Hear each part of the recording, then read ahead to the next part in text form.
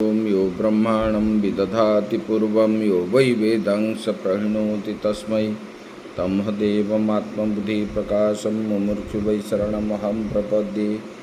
ॐ शान्तिः शान्तिः शान्तिः।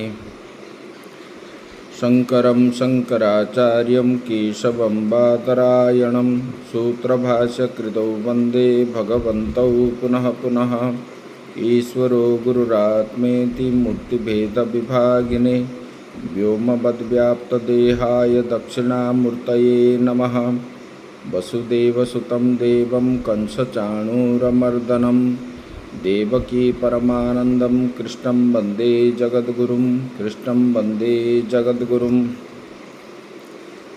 परम ब्रह्म परमात्मा भगवान श्री कृष्ण के श्री चरणों में सत सत नमन करते हुए आश्रमस्थ समस्त महात्माओं के श्री चरणों में नमन। भगवत प्रेमी श्रद्धेय भक्तवृंद भक्तिमयी माताएं, हम विचार किए थे यह परमात्मा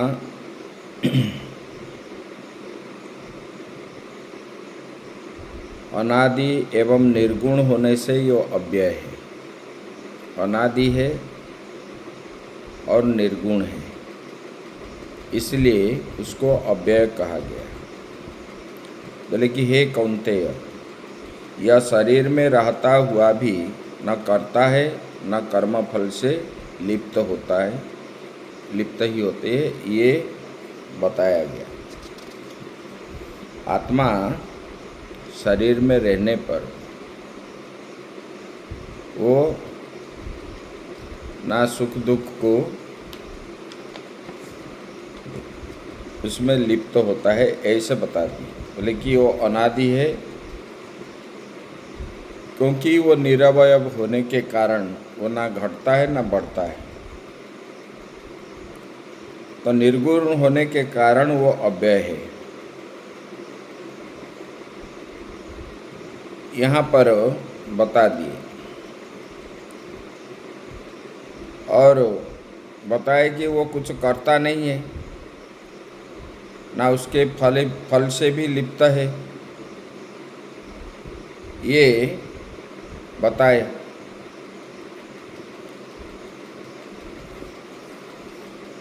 अभी आगे बता रहे हैं, जथा सर्वगतं सौक्ष्म्याद् आकाशं न उपलिप्यते सर्वत्रावस्थितो देहे तथात्मा नोपलिप्यते। ये बोले कि तत्वदर्शी वस्तुतः न कर्म करता है न फल से लिप्त होता है। इसके लिए किस दृष्टांत की आवश्यकता होती है, उसे अग्रिम श्लोक से कहते हैं। अभी ये श्लोक में कहेंगे। जो तत्वदर्शी है वो ना कर्म करता है ना उसके फल को भी उनको इच्छा होती है।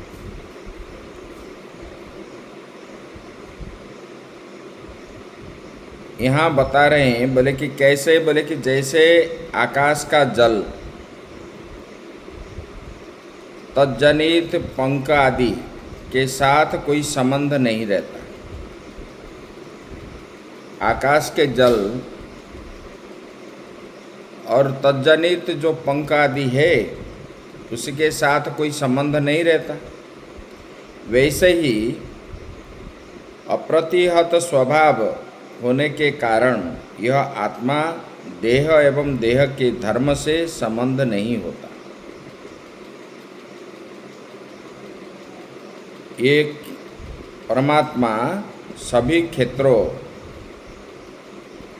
में होने के कारण देह एवं देह के धर्म संबंध उनका नहीं होता। व्याख्या करते हैं, बोले कि जैसे एक ही सूर्य सबको प्रकाश करता है, संपूर्ण लोकों को प्रकाशित करता है एक सूर्य,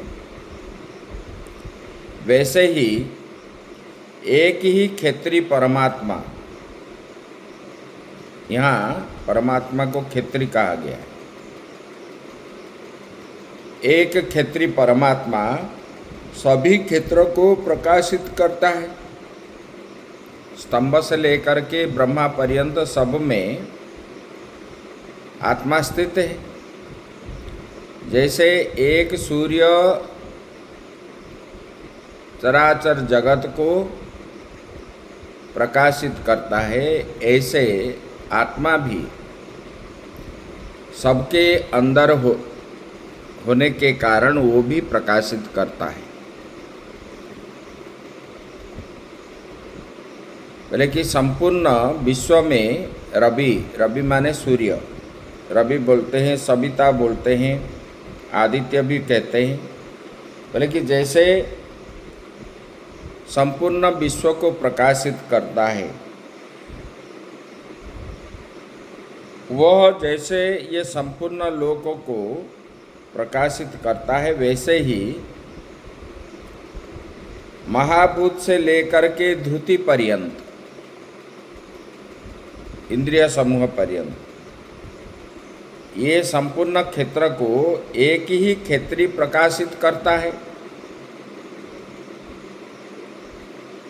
सबके अंदर रहता है। जो परमात्मा स्वरूप है, यहाँ पर रवि दृष्टांत आत्मा के लिए अभयार्थक भी है। अर्थात जिस प्रकार रवि संपूर्ण जगत में एक है, वो अलिप्त है, वैसे ही सब क्षेत्र में आत्मा एक ही है और वो क्या है, अलेपक है, किसमें लिप्त नहीं होता। यहाँ बताए बोले कि सबके अंदर रहने के कारण सबका ये लिप्त नहीं होते, कर्मफल में लिप्त नहीं होते। यहाँ पर बता दी जैसे सूर्य सबको प्रकाशित करता है, ऐसे आत्मा के द्वारा ही सब प्रकाशित है और ये आत्मा कर्मफल में लिप्त नहीं है। अभी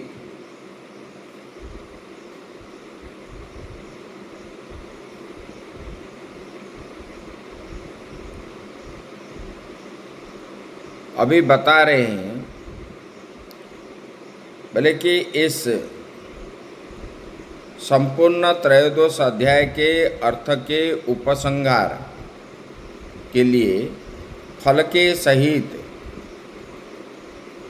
अध्यायार्थ के अग्रिम श्लोक से कहते हैं। यहाँ पर उपसंहार करके इसी श्लोक को बताते हैं। क्षेत्र क्षेत्रज्ञयोरेव मंतरम ज्ञान चक्षुषा भूत प्रकृति मोक्षम च ये विदुर्यान्ति ते परम। यहाँ पर बता रहे हैं क्षेत्रज्ञयोः यथा व्याख्या तयोरेवं। बोले कि देखो ये क्षेत्र और क्षेत्रज्ञ,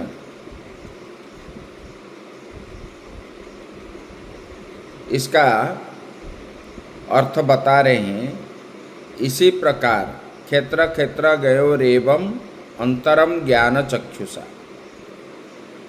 जब कोई साधक ज्ञान चक्षु से क्षेत्र और क्षेत्रज्ञ के अंतर को एवं भूतों की प्रकृति से छूटने का उपाय को जान लेते हैं, बोले कि वे परमार्थ तत्व ब्रह्म को प्राप्त कर लेता है। जो साधक, जो तत्वदर्शी क्षेत्र और क्षेत्रज्ञ के अंतर, क्षेत्र क्या है, क्षेत्रज्ञ क्या है, इसको जो जान लिया, क्षेत्र में सब कुछ होता है, बंधन भी होता है, सुख भी होता है, दुख भी होता है और बार बार जन्म लेना पड़ता है क्षेत्र में। लेकिन क्षेत्रज्ञ जो है ये किसी से लिप्त नहीं है। इसका अंतर जिसको मालूम हो गया, ये शरीर को क्षेत्र कहा गया है। शरीर के अंदर जितने सारे है सब क्या है, मिथ्या है, क्योंकि ये रहने वाला नहीं है। इसलिए आत्मा ही सत्य है, आत्मा रहने वाला है।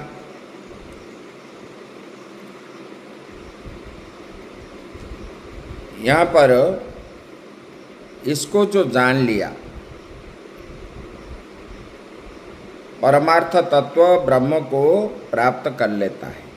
क्षेत्र और क्षेत्रज्ञों के अंतर को जो जान लेता है, उसको जो है परमार्थ तत्व ब्रह्म को वो प्राप्त कर लेता है, अर्थात पुनः देह की प्राप्ति नहीं होती, फिर उनका जन्म नहीं होता, वो मोक्षों को प्राप्त कर लेता है। भले कि ये क्षेत्र और क्षेत्रज्ञों की व्याख्या आगे कह चुके हैं। इसी प्रकार से इन दोनों के परस्पर विलक्षण विशेष को ज्ञान चक्षु से जो जान लेता है, जो जान लिया ज्ञान के द्वारा, क्षेत्र क्या है, क्षेत्रज्ञ क्या है। क्षेत्रज्ञ में बंधन होता है, क्षेत्रज्ञ में मुक्ति होती है, क्षेत्रज्ञों को जानने से। इसलिए वो क्षेत्रज्ञ क्या है, भले क्षेत्र अविद्या रूपा है और क्षेत्रज्ञ जो है अव्यक्त रूपा, भूतों की प्रकृति को मिथ्या समझ लेता है। भूतों के अंदर जो प्रकृति है, गुण भी मिथ्या है, इंद्रियां भी मिथ्या है, ये शरीर भी मिथ्या है। ये सबको जो जान लिया है और एक परम ब्रह्म परमात्मा आत्मा के रूप में जो स्थित है वही सत्य है, ये ज्ञान चक्षु के द्वारा, ज्ञान के द्वारा जिनको हो गया, जान लिया जिन्होंने, बोले कि ऐसे तत्वज्ञानी परमार्थतः वो परम ब्रह्म को ही प्राप्त कर लेते हैं। बोले कि ऐसे वाले उसी को ही आत्मज्ञान होता है, स्वरूप ज्ञान। अपने को वो जान लिया है, फिर जो है स्वरूप ज्ञान होने के बाद उसको मुख्य प्राप्ति होती। बताया ना, कोई विवेक मोह प्रभ भागा, तब रघुनाथ चरण अनुरागा। जब विवेक हो गया उसको और मोह को वो प्राप्त नहीं होता है, क्योंकि जब तक वो नहीं जानता तब तक आसक्ति हो करके वो कर्म करता है। जब जान लिया वास्तव में ये क्षेत्र में संबंध रखने से मुझे बार बार जन्म मृत्यु आदि होना पड़ता है, ये जब जान लिया तब इन्होंने ये सब को त्याग दिया। जानने के बाद कोई भी अपना गलती को सुधारने के लिए तैयार रहता है, जिससे नुकसान होता है।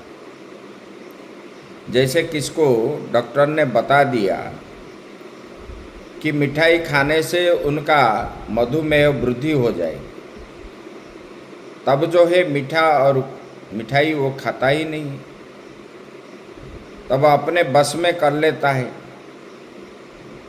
ऐसे जिनको ये ज्ञान हो गया कि वास्तव में क्षेत्र के साथ संबंध रखने से मुझे बंधन होता रहता है, बंधन होना पड़ेगा। और इनके साथ संबंध न रखने से, क्योंकि ये तो मिथ्या ही है, जैसे जादूगर का जादू दिख रहा है, सत्य जैसे प्रतीति हो रहा है, देह के साथ आत्मभाव करने पर ही जीव को ये बंधन होता है। जब जान लिया बंधन किस लिए हो रहा है, शत्रु कहाँ पर है, ठिकाना जब आपको मालूम पड़ गया, तब वो क्या है, ना डरते नहीं, वो शत्रु जहाँ पर है वहाँ पर जाके उनको मार लेते हैं। ऐसे जिनको ये ज्ञान हुआ कि वास्तव में मेरा बंधन कहाँ पर है। तो वो सबको त्याग करके आत्मा में ही रमण करता है। आत्मा ही सत्य है, वो ब्रह्म ही सत्य है। ये पूरा संपूर्ण जगत मिथ्या है, क्योंकि ये नाशवान है, रहने वाला नहीं है। ऐसे ज्ञान जब तक नहीं है तब तक वो क्या करता है, उसी में ही फल भोगने की इच्छा रखता है और सबको उपभोग करता है। जैसे बिल्वमंगल जी थे, वो वेश्यासक्त थे। घर में अपने सुंदरी स्त्री होने पर भी वो वेश्या के साथ उनका संबंध रहता था और वेश्या को सारा धन देते थे। एक दिन क्या हुआ, रोज उनके घर में जाते थे, रहते थे। एक दिन क्या हुआ, अपने घर में थे और ज़्यादा बारिश हुई, बाढ़ आई, तो नदी के किनारे उनका घर था। नदी के इस पार ये रहते हैं, उस पार वेश्या की कुटिया है। तो उन्होंने रात्रि में वेश्या का याद जब आया, तब शाम के समय नदी में छलांग लगाए। इतने बड़े पानी से वो क्या किए, उधर से चले गए। जब गए तो पीछे दरवाजा से वेश्या को खटखटाया, तो वेश्या ने देखा ये भीगा हुआ बिल्वमंगल आए हैं। उनको देख कर के धिक्कारने लगा, बोले कि तुम कैसा पंडित हो, ब्राह्मण होते हुए तुम वेश्या के साथ इतना आसक्ति है। ये इतने बड़ा बाढ़ आया है, तुम इसको नदी को लांग करके आए हो, इतना मतलब इंद्रिय पिपासु है आप। अगर ये मेरे प्रति जितना श्रद्धा आपका है, आप अगर भगवान के प्रति करते तो भगवान आपको प्राप्त हो जाते। उनको धिक्कारने जब लगा, तब बिल्वमंगल जो है उससे, उनके शब्द से उनको वैराग्य आ गया। वैराग्य आ गया तो उन्होंने तुरंत ही अपना घर द्वार सब छोड़ करके जंगल चले गए भजन करने के लिए। जाते जाते रास्ते में कोई सुंदरी कन्या को देख लिए, स्त्री को, तब उनका मन उधर ही जाता था। तब दोनों आँख जो है, उन्होंने 2 कांटा लाए पेड़ों से और आँख को फोड़ दी, दिखाई नहीं दिया। तब गए जंगल में रह के खूब भजन किए और भगवान को प्राप्त हुए। ऐसे जब ज्ञान हो जाता है, तब जो है वो सही मार्ग में वो आ जाता है। एक अंधा गया था सत्संग सुनने के लिए। सत्संग सुनने के लिए गया था और सत्संग पूरा हो गया। पूरा होने के बाद सब लोग अपने अपने घर चले गए। जब अपने अपने घर चले गए, ये अंधा वो सत्संग हल से उठा, उनको रास्ता नहीं मिल रहा है। तब दीवार को पकड़ के इधर जाता था, फिर पीछे से घूम करके फिर आता था। फिर वो सत्संग हल झाड़ू पोछा करने वाला व्यक्ति जब देखा, बोले कि क्या है भाई, तुम इधर उधर हो रहे हो। बोले कि मुझे द्वार मुझे मिलता नहीं है जाने के लिए। तब उन्होंने, अंधा जब जान लिया, तब उनका हाथ पकड़ करके बाहर ले आया। तब वो सत्संग हल से बाहर आया, अपना घर गया। ऐसे अज्ञान अवस्था में जीव को, मनुष्य को कुछ भी मालूम नहीं है, लेकिन ज्ञान होने के लिए प्रयास तो करना पड़ेगा, तब ज्ञान होगा। ज्ञान शास्त्र से, गुरु से ही प्राप्त होता है, सत्संग के द्वारा। बिनु सत्संग विवेक न होई, राम कृपा बिनु सुलभ न सोई। बिना सत्संग से ज्ञान नहीं होगा, और ज्ञान जब नहीं होगा तब भगवत की प्राप्ति नहीं होगी। और मनुष्य जन्म प्राप्त हो करके राम कृपा बिनु सुलभ न सोई, ये मनुष्य जन्म मिला है, किस लिए मिला है? खाएंगे पिएंगे, संतान संतति उत्पत्ति करेंगे, धन कमाएंगे, इसलिए मिला है? नहीं, भगवत प्राप्ति के लिए ये मनुष्य शरीर मिला है। बाकी शरीर में भगवत प्राप्ति नहीं होती। कुत्ते को पूछोगे गुरु क्या है, वो बताएगा। गौ को पूछोगे भगवान क्या है, वो बता सकती है? नहीं। तो ये मनुष्य जन्म जो है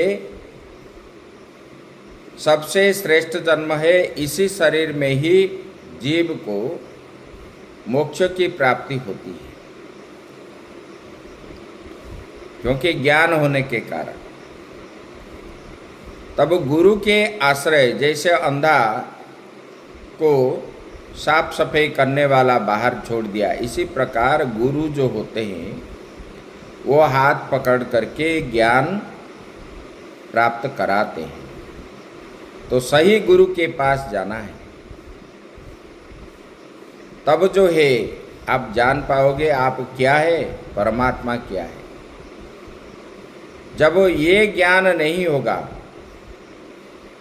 आत्मा परमात्मा का भेद नहीं जानोगे, शरीर और आत्मा का भेद नहीं जानोगे, किसमें बंधन होता है, किसमें मोक्ष होती है, ये जब तक ये ज्ञान नहीं होगा तब तक जीव जो है यहाँ पर भटकता रहता है। यहाँ पर बताए बोले कि शास्त्र और आचार्य के उपदेश से उत्पन्न आत्मबोध को ज्ञान चक्षु कहा गया है। ज्ञान चक्षु कब उदय होगा? ना आचार्य गुरु के उपदेश और शास्त्र में बताया हुआ उसको जब आप आत्मबोध करोगे, जब जान लोगे, तब जो है ये ज्ञान चक्षु रूपी शास्त्र और गुरु आचार्य के वाक्य है। लेकिन इससे जगत मिथ्या ज्ञान पूर्वक, उससे क्या होगा? ये जगत मिथ्या है, ब्रह्म ही सत्य है, ये ज्ञान हो जाएगा। ऐसे तत्वदर्शी जब ये ज्ञान हो जाता है, ब्रह्म ही सत्य जगत मिथ्या, ये ज्ञान जब गुरु के द्वारा शास्त्र के द्वारा हो जाता है, तब वो मुक्त हो जाता है। उन्हें फिर शरीर नहीं धारण करना पड़ता है, यही सदा सुखी मुक्त हो जाते हैं। बल्कि उनमें बंधन अविद्या से आध्यासिक भासता है। तत्वज्ञान से अध्यास का कारण अविद्या का उच्छेद हो जाने से, बल्कि तत्वज्ञान से अध्यास का कारण मतलब अविद्या का उच्छेद हो जाने से पुनर्जन्म का प्रसंग और नहीं होता। जब वो संपूर्ण रूप से जो अध्यास है, अपने अंदर जो अविद्या है, ये अविद्या हट जाने से ज्ञान की प्राप्ति, जैसे अंधकार हटने से प्रकाश की आ जाता है, इसी प्रकार ज्ञान प्राप्त हो जाता है। तब वो समझता है कि ये ब्रह्म ही सत्य है, ये जगत मिथ्या। इसी प्रकार भगवान ने ये क्षेत्रज्ञ योग बता दिए। आगे हम 14 अध्याय करेंगे। ओम श्रीमद्भगवद्गीता शंकर भाष्य की श्री क्षेत्रज्ञ विभाग योग नामक त्रयोदश अध्याय की श्रीमद्भगवद्गीता उपनिषदसु ब्रह्म विद्यायां योग शास्त्रे श्री कृष्णार्जुन संवादे क्षेत्रज्ञ विभाग योग नाम त्रयोदश अध्याय। ओम पूर्णमदः पूर्णमिदं पूर्णात् पूर्णमुदच्यते पूर्णस्य पूर्णमादाय पूर्णमेवावशिष्यते। ओम शांति शांति शांति।